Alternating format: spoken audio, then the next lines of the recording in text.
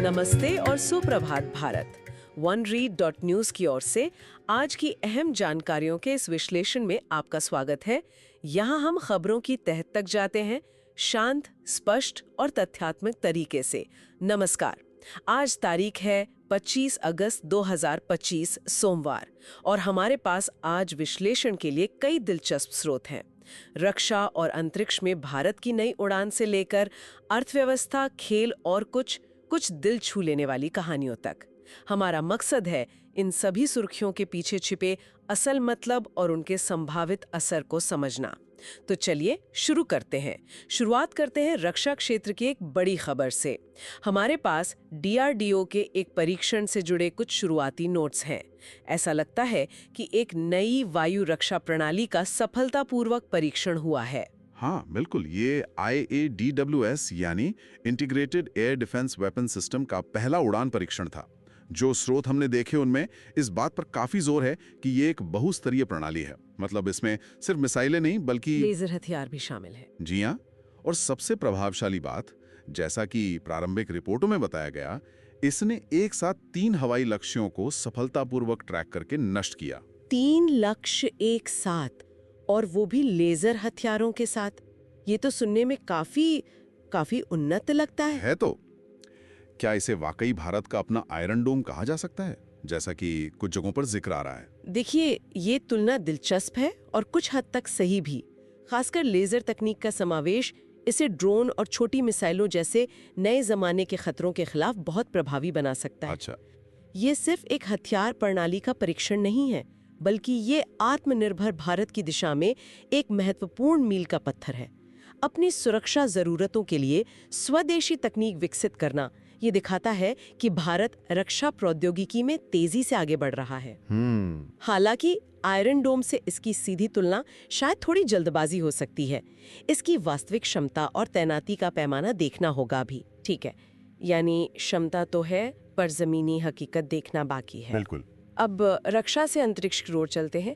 इसरो से भी महत्वपूर्ण खबर है, खासकर गगनयान मिशन को लेकर। कुछ दस्तावेज पैराशूट परीक्षण के सफल होने की बात कर रहे हैं। जी हाँ, ये IIDT-1 यानी पहला इंटीग्रेटेड एयर ड्रॉप टेस्ट सफल रहा है। तकनीकी विवरणों में जाएं तो इसमें क्रू मॉड्यूल यानी जिस कैप्सूल में अंतरिक्ष यात्री होंगे उसके लिए पैराशूट डीसेलरेशन सिस्टम का प्रदर्शन किया गया। अच्छा। एक टेस्ट मॉड्यूल को लगभग 4 किलोमीटर की ऊंचाई से गिराया गया और वो पैराशूट की मदद से धीमा होकर सुरक्षित रूप से समुद्र में उतरा, जिसे स्प्लैश डाउन कहते हैं। सुनने में तो ये एक रूटीन टेस्ट जैसा लगता है, लेकिन गगनयान जैसे मिशन के लिए इसका क्या महत्व है? क्या ये सिर्फ पैराशूट चेक करना था? नहीं, ये सिर्फ एक पैराशूट चेक करने से कहीं ज्यादा है। ये मानव अंतरिक्ष उड़ान की सुरक्षा पहेली का एक बेहद अहम टुकड़ा है। आप सोचिए, अंतरिक्ष यात्रियों को वापस पृथ्वी पर लाना सबसे चुनौतीपूर्ण चरणों में से एक होता है। हाँ बिल्कुल। ये परीक्षण साबित करता है कि हमारी पैराशूट प्रणाली डिजाइन के अनुसार काम कर रही है और अंतरिक्ष यात्रियों की सुरक्षित वापसी सुनिश्चित करने में सक्षम है। हर सफल परीक्षण गगनयान मिशन पर विश्वास बढ़ाता है और हमें भारत के पहले मानव मिशन के और करीब ले जाता है। और गगनयान सिर्फ शुरुआत है ना? क्योंकि इसरो की योजनाओं पर नजर डालें तो एक और बड़ी महत्वाकांक्षा सामने आती है। भारत का अपना अंतरिक्ष स्टेशन 2035 तक की समय सीमा बताई जा रही है। बिल्कुल, हाल ही में मतलब 22 अगस्त को इसरो ने आधिकारिक तौर पर भारतीय अंतरिक्ष स्टेशन यानी बास की योजना की घोषणा की। लक्ष्य काफी महत्वाकांक्षी हैं। पहला मॉड्यूल 2028 तक लॉन्च करना, फिर 2035 तक स्टेशन को पूरी तरह कार्यात्मक बनाना और फिर 2040 तक चंद्रमा पर एक भारतीय को भेजना। 2035 तक अपना स्पेस स्टेशन, ये तो वाकई बड़ी छलांग है। इसके पीछे का रणनीतिक महत्व क्या है? क्या ये सिर्फ वैज्ञानिक प्रयोगों के लिए होगा? देखिए, वैज्ञानिक प्रयोग तो इसका एक मुख्य उद्देश्य है ही, माइक्रोग्रेविटी में अनुसंधान, नई तकनीकों का परीक्षण वगैरह। लेकिन इसका महत्व इससे कहीं ज्यादा है। अच्छा। अपना अंतरिक्ष स्टेशन होने का मतलब है अंतरिक्ष में भारत की स्थायी उपस्थिति।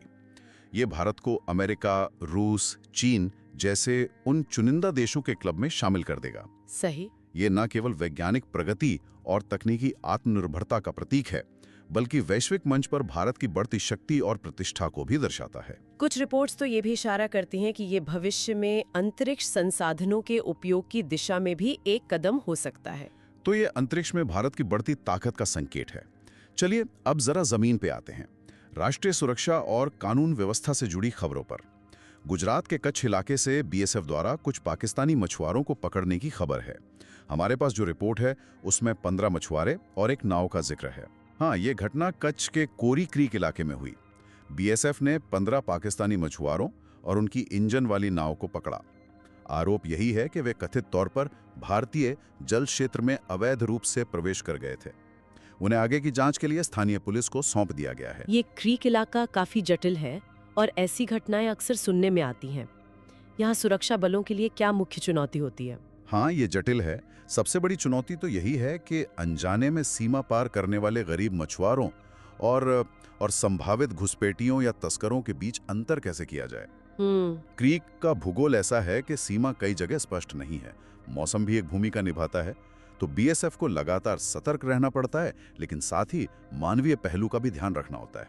ये सीमा प्रबंधन की एक जटिल पहेली है, जहां सुरक्षा और मानवीय संवेदनाओं के बीच संतुलन साधना पड़ता है। समझ सकती हूँ। अब शासन के मुद्दे पर आते हैं। केरल से एक चिंताजनक खबर है। मोटर वाहन विभाग के कई अधिकारियों पर भ्रष्टाचार के आरोप लगे हैं। जी, केरल के सतर्कता और भ्रष्टाचार निरोधक ब्यूरो मतलब वीएसीबी ने राज्य के मोटर वाहन विभाग यानी एमवीडी के 40 अधिकारियों के खिलाफ रिश्वतखोरी और भ्रष्टाचार के आरोपों में आपराधिक जांच शुरू की है। इसे ऑपरेशन क्लीन व्हील्स नाम दिया गया है। इससे लगता है कि फोकस वाहनों से संबंधित भ्रष्टाचार पर है। 40 अधिकारी, ये तो काफी बड़ी संख्या है।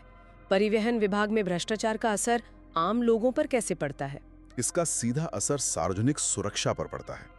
आप सोचिए, अगर फिटनेस सर्टिफिकेट, ड्राइविंग लाइसेंस या परमिट जैसी चीजें रिश्वत लेकर जारी की जाएं, तो सड़कों पर असुरक्षित वाहन और अयोग्य ड्राइवर हो सकते हैं। बिल्कुल। इससे दुर्घटनाओं का खतरा कितना बढ़ जाता है। ये मामला सरकारी व्यवस्था में पारदर्शिता और जवाबदेही की कमी को उजागर करता है और ये दिखाता है कि कैसे भ्रष्टाचार जमीनी स्तर पर लोगों की जान जोखिम में डाल सकता है। वाकई चिंताजनक है। अब त्योहारों के मौसम की बात करते हैं। आंध्र प्रदेश में विनायक चतुर्थी मतलब गणेश चतुर्थी के लिए सुरक्षा कड़ी की जा रही है। क्या ये सामान्य प्रक्रिया है या कोई विशेष कारण है? देखिए, विनायक चतुर्थी जैसे बड़े त्योहारों पर खासकर आंध्र प्रदेश के चित्तूर, अन्नमैया और श्री सत्य साई जैसे जिलों में भारी भीड़ इकट्ठा होती है। तो ऐसे में कानून व्यवस्था बनाए रखना और किसी भी अप्रिय घटना को रोकना प्राथमिकता होती है। हाँ, वो तो है। पुलिस सुरक्षा उपाय कड़े कर रही है, जिसमें निगरानी बढ़ाना, संवेदनशील स्थानों पर अतिरिक्त बल तैनात करना और भीड़ प्रबंधन की योजना बनाना शामिल है। आजकल इसमें तकनीक का भी खूब इस्तेमाल होता है, जैसे ड्रोन कैमरे वगैरह।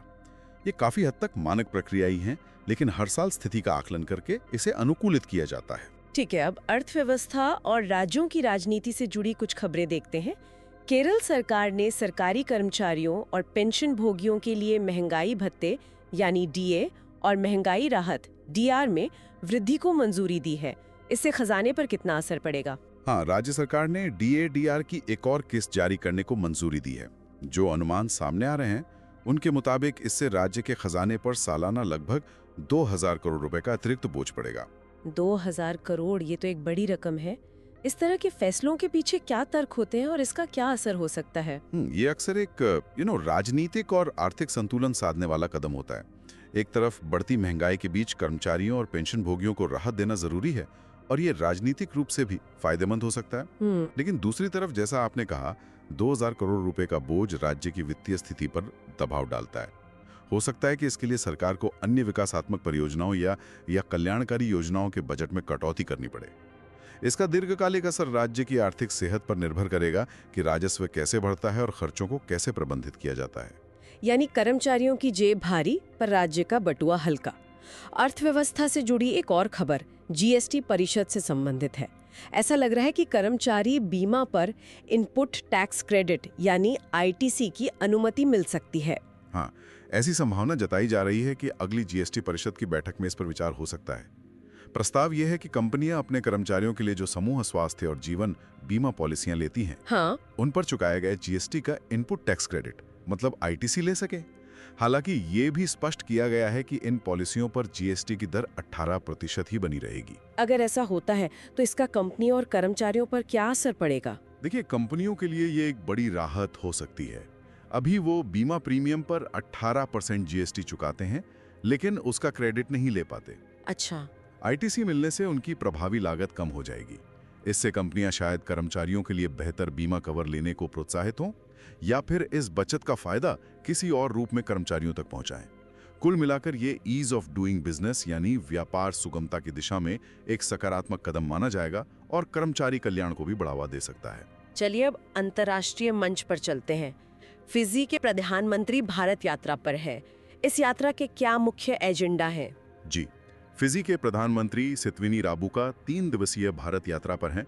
हमारे पास जो जानकारी है उसके अनुसार यात्रा का मुख्य उद्देश्य जलवायु परिवर्तन, नवीकरणीय ऊर्जा और स्वास्थ्य सेवा जैसे क्षेत्रों में दोनों देशों के बीच सहयोग को और मजबूत करना है। इसके अलावा वो प्रधानमंत्री मोदी के साथ हिंद प्रशांत क्षेत्र में साझेदारी पर भी चर्चा करेंगे। फिजी एक छोटा द्वीपीय देश है। भारत के लिए इस यात्रा का क्या रणनीतिक महत्व है? फिजी भले ही छोटा देश हो, लेकिन प्रशांत महासागर में उसकी रणनीतिक स्थिति महत्वपूर्ण है। भारत एक्ट ईस्ट और हिंद प्रशांत रणनीति के तहत प्रशांत द्वीपीय देशों के साथ अपने संबंध मजबूत कर रहा है। ये यात्रा उसी प्रयास का हिस्सा है। अच्छा। जलवायु परिवर्तन जैसे मुद्दे इन द्वीपीय देशों के अस्तित्व के लिए महत्वपूर्ण हैं और भारत इन क्षेत्रों में नेतृत्व की भूमिका निभाना चाहता है। तो ये यात्रा न केवल द्विपक्षीय संबंधों को मजबूत करेगी, बल्कि व्यापक हिंद प्रशांत क्षेत्र में भारत के प्रभाव और साझेदारी को भी बढ़ाएगी। यानी छोटे देश, बड़ा रणनीतिक महत्व। अब आते हैं खेल जगत की सुर्खियों पर। क्रिकेट फैंस के लिए एक थोड़ी उदास करने वाली खबर है। चेतेश्वर पुजारा ने संन्यास ले लिया है। हाँ, ये खबर आज सुबह ही आई। 37 साल के चेतेश्वर पुजारा, जिन्हें टेस्ट क्रिकेट में उनके धैर्य और दृढ़ता के लिए जाना जाता था, हाँ। उन्होंने क्रिकेट के सभी प्रारूपों से संन्यास की घोषणा कर दी है। उन्होंने भारत के लिए 103 टेस्ट मैच खेले और लगभग 7,200 रन बनाए। उनका औसत भी 43 से ज्यादा का रहा। उन्हें नई दीवार भी कहा जाता था। टेस्ट क्रिकेट में उनका योगदान कितना अहम रहा है? बहुत ज्यादा, बहुत अहम। राहुल द्रविड़ के बाद उन्होंने भारतीय मध्यक्रम को वो स्थिरता दी जिसकी जरूरत थी। उनकी खासियत थी विकेट पर टिके रहना, गेंदबाजों को थकाना और मुश्किल परिस्थितियों में पारी को संभालना। बिल्कुल। खासकर ऑस्ट्रेलिया और इंग्लैंड में भारत की जो टेस्ट सीरीज जीत हुई हैं, उनमें उनका योगदान अविस्मरणीय है। वो क्लासिकल टेस्ट बल्लेबाजी का प्रतीक थे। उनकी कमी निश्चित रूप से महसूस होगी, खासकर जब टीम को विकेट पर डटकर खेलने वाले बल्लेबाज की जरूरत होती है। वाकई एक युग का अंत। लेकिन खेल जगत से अच्छी खबरें भी है। निशानेबाजी में भारत ने फिर परचम लहराया है। जी हाँ, कजाकिस्तान में चल रही एशियाई निशानेबाजी चैंपियनशिप से खबर है, ऐश्वर्य प्रताप सिंह तोमर ने पुरुषों की 50 मीटर राइफल 3 पोजीशन स्पर्धा में स्वर्ण पदक जीता है। भारतीय निशानेबाजों का इस चैंपियनशिप में प्रदर्शन काफी प्रभावशाली रहा है। हमारे निशानेबाज लगातार अच्छा प्रदर्शन कर रहे हैं। ये क्या दर्शाता है? यह दर्शाता है कि भारत में निशानेबाजी का आधार बहुत मजबूत हो गया है। हमारे पास विश्व स्तरीय प्रतिभाएं हैं जो लगातार अंतर्राष्ट्रीय स्तर पर पदक जीत रही हैं। ऐश्वर्या प्रताप सिंह तोमर जैसे युवा निशानेबाजों की सफलता बताती है कि भविष्य भी उज्जवल है और ओलंपिक जैसी बड़ी प्रतियोगिताओं में हम और पदकों की उम्मीद कर सकते हैं। ये एक व्यवस्थित प्रतिभा विकास कार्यक्रम का नतीजा है। निशानेबाजी के बाद तीरंदाजी से भी ऐतिहासिक खबर है। एक युवा भारतीय तीरंदाज ने विश्व चैंपियनशिप में कमाल किया है। बिल्कुल। कनाडा में चल रही विश्व तीरंदाजी युवा चैंपियनशिप में चिकिथा तनेपर्थी ने इतिहास रच दिया है। वो व्यक्तिगत जूनियर विश्व खिताब जीतने वाली पहली भारतीय महिला कंपाउंड तीरंदाज बन गई हैं और फाइनल में उन्होंने कोरियाई तीरंदाज को हराया। पहली भारतीय महिला कंपाउंड तीरंदाज, ये तो बहुत बड़ी उपलब्धि है, खासकर कोरिया जैसे दिग्गज को हराकर। निश्चित रूप से कंपाउंड तीरंदाजी में यह एक मील का पत्थर है। कोरिया को तीरंदाजी में पावर हाउस माना जाता है। सही बात है। फाइनल में उन्हें हराना चिकिथा की असाधारण प्रतिभा, कौशल और मानसिक मजबूती को दिखाता है। ये न केवल उनके लिए बल्कि पूरी भारतीय तीरंदाजी के लिए गर्व का क्षण है और ये युवा पीढ़ी को इस खेल में आने के लिए प्रेरित करेगा। और खेल की अच्छी खबरों का सिलसिला जारी है। महिला फुटबॉल में भी भारत की अंडर 17 टीम ने शानदार प्रदर्शन किया है। जी हाँ, SAFF U17 महिला चैंपियनशिप में भारत ने भूटान को 8-0 के बड़े अंतर से रौंद दिया।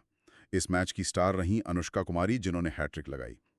भारतीय टीम इस टूर्नामेंट में अब तक अजेय रही है और लगातार बड़े अंतर से जीत दर्ज कर रही है। 8-0, ये तो जबरदस्त दबदबा है। 3 मैचों में 17 गोल कर चुकी है टीम। हाँ, ये आंकड़े खुद कहानी बयां करते हैं। मतलब युवा शेरनियां मैदान पर हावी हो रही हैं। ये दिखाता है कि भारत में महिला फुटबॉल का भविष्य कितना उज्जवल हो सकता है अगर इन खिलाड़ियों को सही प्रशिक्षण, सुविधाएं और अवसर मिलते रहें। बिल्कुल। जमीनी स्तर पर प्रतिभा की कमी नहीं है, बस उसे निखारने की जरूरत है। शानदार। चलिए अब कुछ अंतर्राष्ट्रीय सुर्खियों पर भी नजर डाल लेते हैं।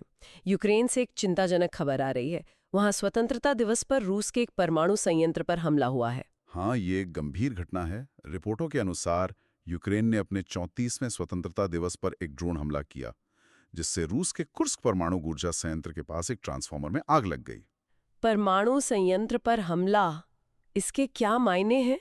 क्या ये युद्ध को और खतरनाक मोड़ दे सकता है? निश्चित रूप से ये एक बहुत ही खतरनाक एस्केलेशन है। मतलब तनाव में वृद्धि है। किसी भी परमाणु ऊर्जा संयंत्र या उसके आसपास के इलाके को निशाना बनाना यह अंतर्राष्ट्रीय स्तर पर उन अलिखित नियमों का उल्लंघन है जिन्हें युद्ध के दौरान भी माना जाता है। हाँ, ये तो बहुत गंभीर बात है। भले ही हमला सीधे रिएक्टर पर न हुआ हो, लेकिन ये एक खतरनाक मिसाल कायम करता है और संघर्ष के एक अप्रत्याशित और भयावह चरण का संकेत हो सकता है। इसके दूरगामी परिणाम हो सकते हैं और अंतर्राष्ट्रीय समुदाय में इसकी कड़ी प्रतिक्रिया होनी चाहिए। वाकई ये बेहद गंभीर है। दूसरी तरफ प्राकृतिक आपदा की खबर है। टाइफून काजिकी ने चीन में दस्तक दी है। जी, टाइफून काजिकी दक्षिणी चीन के हाइनान द्वीप से टकराया है। इसके कारण वहां तेज हवाएं चल रही हैं और भारी बारिश हो रही है। रिपोर्टों के मुताबिक लगभग 20,000 लोगों को सुरक्षित स्थानों पर पहुंचाया गया है। अब यह तूफान कमजोर होकर वियतनाम के मध्य तट की ओर बढ़ रहा है। इस तरह के तूफान क्या दिखाते हैं? ये शक्तिशाली तूफान तटीय क्षेत्रों की भेद्यता को उजागर करते हैं। ये न केवल प्रभावित देशों की आपदा तैयारी और प्रतिक्रिया प्रणालियों की परीक्षा लेते हैं, बल्कि हमें जलवायु परिवर्तन के बढ़ते प्रभावों की भी याद दिलाते हैं। चरम मौसम की घटनाओं की आवृत्ति और तीव्रता बढ़ रही है, जिसके लिए वैश्विक स्तर पर तैयारी और सहयोग की आवश्यकता है। ठीक है, अब कुछ अलग तरह की हल्की फुल्की और प्रेरणादायक कहानियों की ओर बढ़ते हैं। केरल से एक 70 वर्षीय महिला की कहानी काफी चर्चा में है, जो अकेले दुनिया घूम रही हैं। हाँ, ये कहानी वाकई प्रेरणादायक है। केरल की इंदिरा एम 70 साल की उम्र में अकेले दुनिया की सैर पर हैं।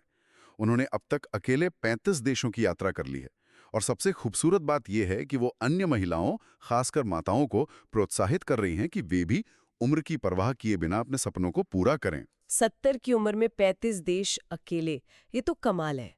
ये कहानी क्या संदेश देती है? ये कहानी यही साबित करती है कि जुनून, रोमांच और सपने देखने की कोई उम्र नहीं होती। ये उन धारणाओं को तोड़ती है कि एक निश्चित उम्र के बाद जीवन थम जाता है या जिम्मेदारियों में बन जाता है। इंदिरा एम की यात्रा लाखों लोगों के लिए प्रेरणा है कि इच्छा शक्ति हो तो किसी भी उम्र में अपने सपनों को जिया जा सकता है। बिल्कुल। और अंत में फिनलैंड से एक अनोखी खबर है, ट्री हगिंग वर्ल्ड चैंपियनशिप, और इसे एक पिता पुत्र की जोड़ी ने जीता है। हाँ, ये खबर बढ़कर चेहरे पर मुस्कान आ जाती है। फिनलैंड के लेवी में आयोजित 2025 ट्री हगिंग वर्ल्ड चैंपियनशिप एक फिनिश पिता और पुत्र ने जीती है। इस प्रतियोगिता में सिर्फ पेड़ को गले लगाना ही नहीं, बल्कि इसमें गति, समर्पण और रचनात्मकता का भी मूल्यांकन किया जाता है। पेड़ को गले लगाने की विश्व चैंपियनशिप, ये थोड़ा अजीब नहीं है? अजीब जरूर है, लेकिन एक सकारात्मक तरीके से। ये हमें प्रकृति से जुड़ने का एक अनोखा और शायद जरूरी अनुस्मरण है। हाँ, ये बात तो है। आज की तेज रफ्तार, तनाव भरी जिंदगी में कुछ पल रुककर प्रकृति की सराहना करना, उससे भावनात्मक जुड़ाव महसूस करना, ये मानसिक स्वास्थ्य के लिए भी अच्छा है। और पिता पुत्र का एक साथ जीतना इसे और भी खास बनाता है। ये पारिवारिक संबंधों और प्रकृति प्रेम का एक सुंदर संगम दिखाता है। तो आज हमने रक्षा और अंतरिक्ष में भारत की ऊंची उड़ान से लेकर जमीनी हकीकत, अर्थव्यवस्था के उतार चढ़ाव, खेल के मैदान में मिली जीत, अंतर्राष्ट्रीय चिंताओं और कुछ अनोखी मानवीय कहानियों तक कई पहलुओं को छुआ। उम्मीद है कि इन स्रोतों से निकले तथ्यों और विश्लेषण ने आज की दुनिया की एक स्पष्ट तस्वीर बनाने में मदद की होगी। हमारा प्रयास यही रहता है कि हम जानकारी को बिना किसी लाग लपेट या पक्षपात के सामने रखें, ताकि श्रोता अपनी समझ खुद बना सकें। और ये संभव हो पाता है आप जैसे श्रोताओं के समर्थन से। अभी तो ये मुफ्त है, लेकिन भविष्य में सिर्फ ₹1 प्रतिदिन, ₹29 महीने पर आप हमें विज्ञापन मुक्त और बाहरी प्रभावों से स्वतंत्र रहने में मदद कर सकते हैं। हाँ, इसका मतलब होगा कि आपकी खबर हमेशा निष्पक्ष रहेगी। इसलिए अगर आपको ये प्रयास पसंद आ रहा है तो इसे दूसरों के साथ जरूर साझा करें। अगर आप तथ्यात्मक और स्पष्ट जानकारी को महत्व देते हैं तो www.oneread.news पर हमें समर्थन देने पर विचार करें। और हाँ, अगर आपको लगता है कि आपके दोस्तों, परिवार या सहकर्मियों को भी इस तरह के शांत और स्पष्ट समाचार विश्लेषण से लाभ होगा, तो उन तक इसे जरूर पहुंचाएं। आपका साथ हमें इस शोर भरी दुनिया में तथ्यों पर आधारित संक्षिप्त जानकारी देने के अपने मिशन को जारी रखने में मदद करता है। आज हमें सुनने के लिए आपका बहुत बहुत धन्यवाद। हमें सचमुच उम्मीद है कि हमने आपके समाचार जानने के तरीके में कुछ सकारात्मक बदलाव किया है। इस चर्चा को हर सुबह 8 बजे सुनने के लिए हमें स्पॉटिफाई और यूट्यूब पर फॉलो करें। हम कल सुबह 8 बजे आपके लिए और विश्लेषण लेकर हाजिर होंगे। तब तक मुस्कुराते रहिए और कोशिश करते रहिए कि ये दुनिया हम सब के लिए थोड़ी और बेहतर बन सके। नमस्कार।